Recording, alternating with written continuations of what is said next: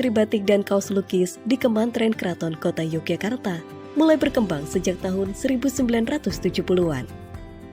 Berawal dari keinginan anak-anak muda berkreasi mengembangkan motif batik klasik menjadi beragam motif yang lebih variatif dan ekspresif, yang ternyata mendapat respon pasar yang luar biasa, terutama sejak berkembangnya kompleks Taman Sari menjadi destinasi wisata dunia yang banyak dikunjungi orang.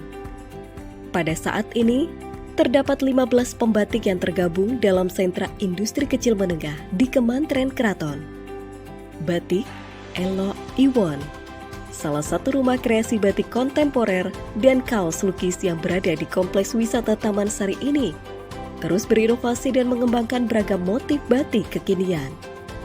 Mengingat, proses regenerasi tak hanya sebatas pembatiknya, tetapi juga pemakainya, maka motif batik sudah seharusnya berkembang selaras dengan tuntutan dan kebutuhan zaman. Oleh sebab itu, upaya mengangkat eksistensi batik Yogyakarta sebagai warisan adiluhung, sekaligus batik sebagai industri kreatif potensial yang berdaya saing di kancah pasar dunia, harus bisa melahirkan generasi pembatik muda yang kreatif dan berani berinovasi. Saya sangat menyambut gembira ketika ada bentukan sentra baru yang punya badan hukum yang disahkan, karena ini akan membantu berkembangnya sentra-sentra di tiap kampung. Demikian halnya gudeg. Sentra kuliner tradisional khas kota Yogyakarta ini juga menjadi salah satu industri kecil menengah unggulan yang berkembang di wilayah Kementerian Keraton, tepatnya berada di seputar Jalan Wijilan.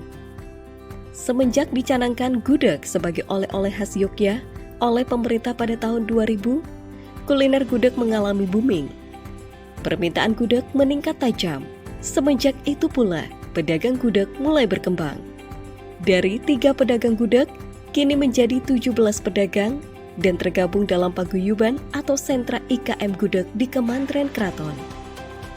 Di samping menjadi wadah komunikasi dalam menentukan strategi pemasaran, paguyuban pedagang gudeg juga berperan dalam upaya standarisasi mutu dan kelengkapan legalitas usaha, di antaranya PIRT, izin halal, dan izin BPOM. Di samping juga upaya diversifikasi produk gudeg agar mampu menjawab kebutuhan pasar kekinian. Sentra gudeg di kawasan Wijilan saat ini tidak hanya menyuguhkan menu gudeg siap saji bagi para wisatawan domestik maupun mancanegara, tetapi juga mengembangkan sejumlah produk gudeg kemasan dalam kaleng sebagai oleh-oleh khas Yogyakarta yang praktis serta aman dikonsumsi. Sebelum tahun 2000, kita hanya bertiga yang jualan di Wijilan ini. Bu Jun, Bu Slamet, dan saya. Setelah 2000, pemerintah Jogja mencanangkan di sini ada oleh-oleh gudeg sentral di depan umum.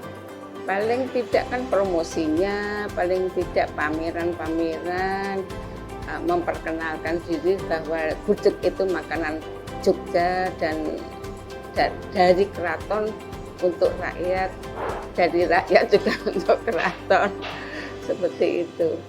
Jadi memang harus dilestarikan.